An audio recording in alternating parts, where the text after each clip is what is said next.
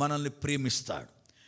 కష్టం వచ్చినప్పుడు, శ్రమ వచ్చినప్పుడు నీ చావు నువ్వు చావు అని వదిలేసిపోవడం. నిజమైన స్నేహితుడైతే ఆయన ఎలాంటి పరిస్థితుల్లో ఉన్నా కూడా విడువక ప్రేమిస్తాడు ఆయన. యోబుకి 3 స్నేహితులు ఉన్నారు. 3 స్నేహితులు బాగా ఉన్నవాళ్ళు.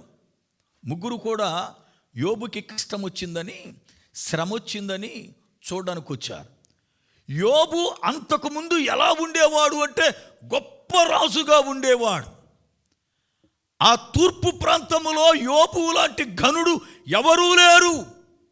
అలాంటి యోబుని బూడిదలో కూర్చుని ఏడుస్తూ తలపైన బుగ్గ వేసుకొని దేహాన్ని గీక్కుంటున్న పరిస్థితిలో చూశారు 3 కూడా. వాళ్ళ గుండె పగిలిపోయింది. అయ్యో, మన స్నేహితుడు ఇలాగైపోయాడేంటి అని గుండె పగిలిపోయింది. ఇంకొకడైతే వాడు అన్నీ బాగున్నప్పుడు కన్ను మిన్ను కానకుండా తిరిగాడరా, అందుకే కర్మ వచ్చింది అని వదిలేసి వెళ్ళిపోవచ్చు.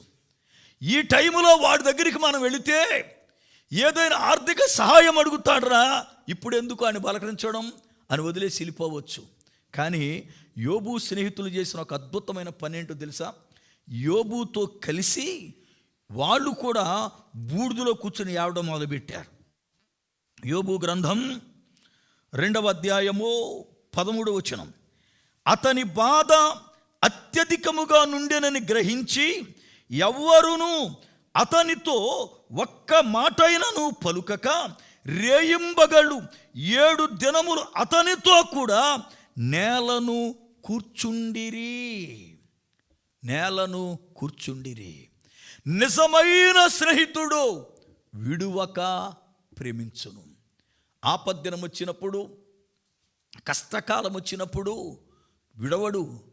మనమైతే అన్నీ బాగున్నప్పుడు అసలు ఎంత రాసుకు పూసి తిరుగుతామో, మన ఫ్రెండ్షిప్ చూసి బాబు వీళ్ళేంటి ఇలా ఉంటున్నారు అనుకుంటారు. కానీ ఏదైనా కొంచెం శ్రమ వస్తే, ఏదైనా కొంచెం కష్టం వస్తే వెంటనే వదిలేసి వెళ్ళిపోతారు పక్కకి. ఎందుకంటే నన్ను కూడా అతనిలాగా అనుకుంటారేమో, లేక నేనేదైనా అతనికి సహాయం చేయాల్సి వస్తుందేమో, లేక నన్ను ఏదైనా అడుగుతాడేమో, నాకెందుకు ఈ గొడవ అని చెప్పి అర్ధంతరంగా వదిలిపెట్టి వెళ్ళిపోతారు. కానీ బైబిల్ అంటుంది, నిజమైన స్నేహితుడు విడువక ప్రేమించును. అలా ప్రేమించగలిగిన వారు ఎవరైనా ఉన్నారు అనంటే లోకములో యేసు ఒక్కడే. దేవునికి స్తోత్రం.